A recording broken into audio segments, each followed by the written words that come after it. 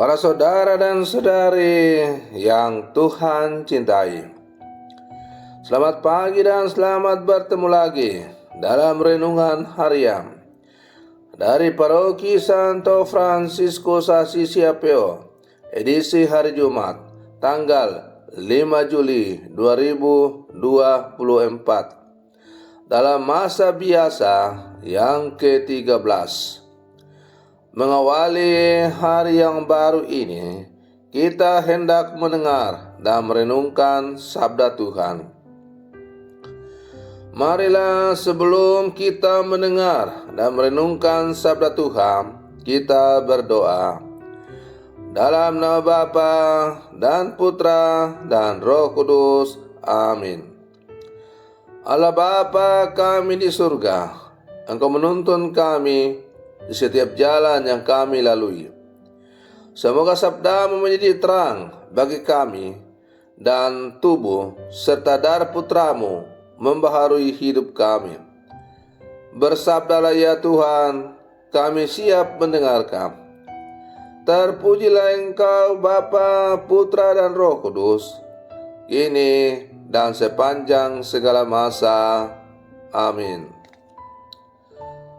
Para saudara dan saudari yang Tuhan cintai, sabda Tuhan yang hendak kita dengar dan kita renungkan untuk mengawali hari yang baru ini diambil dari Injil Matius pasal 9 ayat 9 sampai 13. Tuhan bersamamu.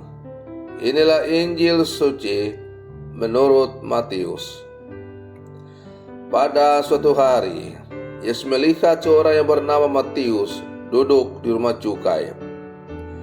Yesus berkata kepadanya, "Ikutlah aku." Matius segera berdiri dan mengikuti Yesus. Kemudian ketika Yesus makan di rumah Matius, datanglah banyak pemungut cukai dan orang berdosa makan bersama-sama dengan dia dan murid-muridnya.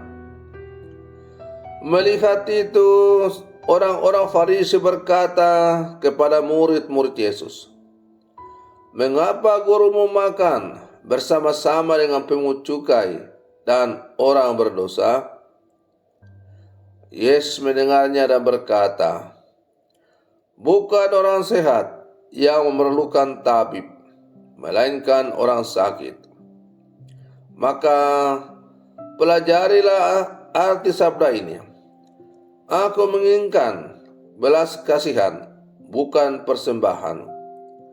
Aku datang bukan untuk memanggil orang benar, melainkan orang berdosa." Demikianlah sabda Tuhan. Para saudara dan saudari yang Tuhan cintai, Matius, sang pemungut cukai, mungkin tidak pernah membayangkan Yesus, sang pengajar terkenal yang banyak dicari orang, mau berhenti di tempat pemungutan cukai di mana ia bekerja. Ia dan teman-temannya yang dimusuhi orang Yahudi dianggap berdosa, hina, dan tidak pantas didatangi oleh Yesus. Ia tidak mendatangi rumah pribadi Matius, tetapi tempat pemungutan cukai, tempat ia dan teman-temannya berkumpul. Karena itu, ketika Yesus meminta dia, "Ikutlah aku," ia mengiyakannya tanpa banyak komentar, gugatan, atau komplain. Matius bangkit berdiri tanpa kata-kata dan mengikuti Yesus. Pengalaman Matius tentu menjadi buah bibir di kalangan para pemungut cukai. Mereka pun berkumpul di rumah Matius untuk mengalami sukacita perjumpaan dengan makan bersama Yesus. Makan bersama berarti duduk semeja dan merasakan persahabatan dan kasih Yesus dari dekat.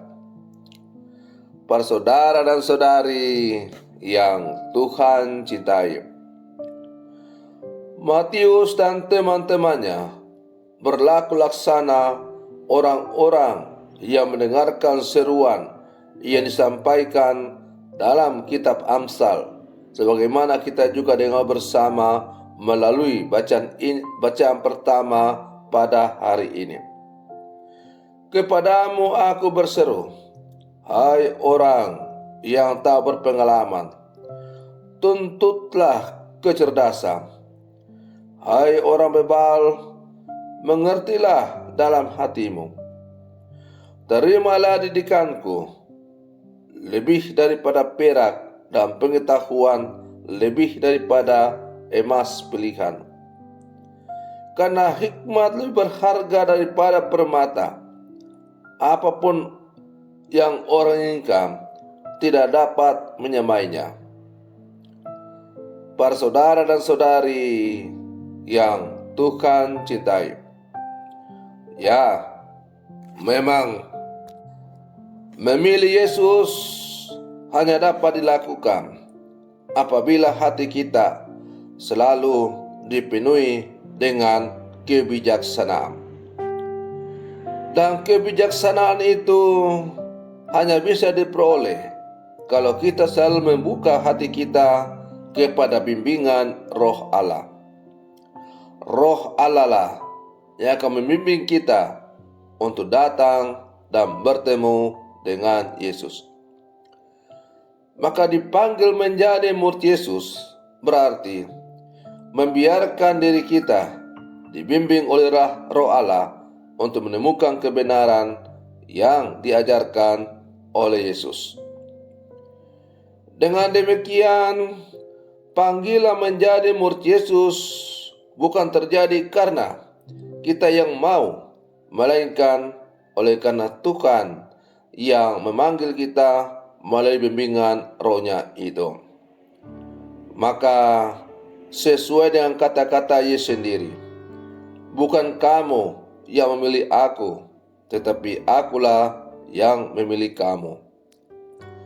Para saudara dan saudari yang Tuhan cintai, kita semua dipanggil oleh Yesus.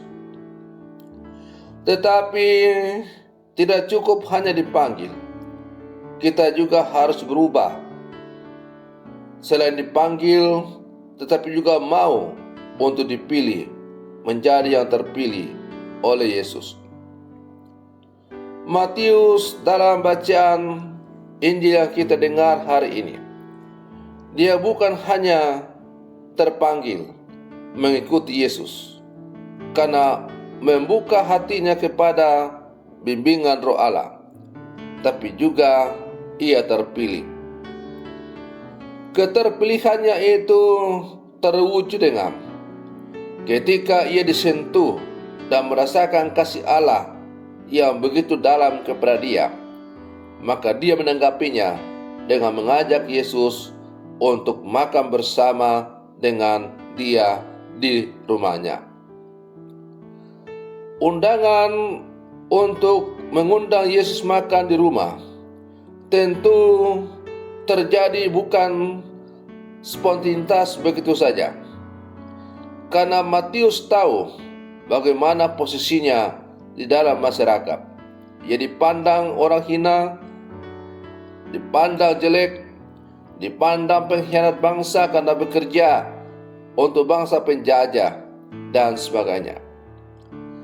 Tapi bagi dia, itu semua disingkirkan. Yang ada dalam hatinya adalah ia merasa bersukacita, bergembira karena telah mengalami kasih Allah yang begitu luar biasa. Maka ia ingin membalas kasih Allah itu dan mengundang Yesus makan di rumahnya. Dan bukan hanya itu saja, dia juga mengajak teman-temannya supaya teman-temannya juga bisa merasakan kasih Allah yang begitu mendalam kepada mereka. Para saudara dan saudari yang Tuhan cintai, kita dalam arti tertentu adalah juga pemungut-pemungut cukai yang ada dalam kehidupan bersama di zaman sekarang. Memang mungkin kita bukan menjadi pemungut cukai dalam arti harafiah sebagaimana dikatakan dalam Injil hari ini. Tetapi kita entah sadar atau tidak sadar, siapapun kita, kemungkinan besar kita juga dalam perilaku hidup beriman kita bersikap seperti pemungut cukai yang tidak hidup sesuai dengan apa yang diajarkan oleh Tuhan. Maka kita diajak untuk maju berlangkah bersama, memupuk kehidupan beriman kita dengan baik, agar semakin bertumbuh menjadi orang yang semakin beriman yang baik dan benar. Kita tidak cukup menjadi orang beriman yang baik, tapi kita juga harus sampai pada menjadi orang beriman yang benar. Karena yang baik belum tentu benar, tetapi yang benar sudah pasti yang baik. Kita diajak untuk selalu membuka pintu hati kita masing-masing kepada bimbingan bisikan Roh Allah, agar Ia menuntun kita dengan bebas ke jalan yang dikehendaki oleh-Nya. Maka marilah kita terus berlangkah dalam kehidupan kita, membiarkan hati pikiran diri kita dibimbing oleh Roh Allah, agar kita semakin dimampukan menerima kebenaran-kebenaran hakiki dalam kebenaran sabda Allah, agar kita semakin mampu disebut sebagai murid-murid Yesus yang sejati di zaman sekarang. Semoga demikian. Selamat pagi, Tuhan Yesus memberkati.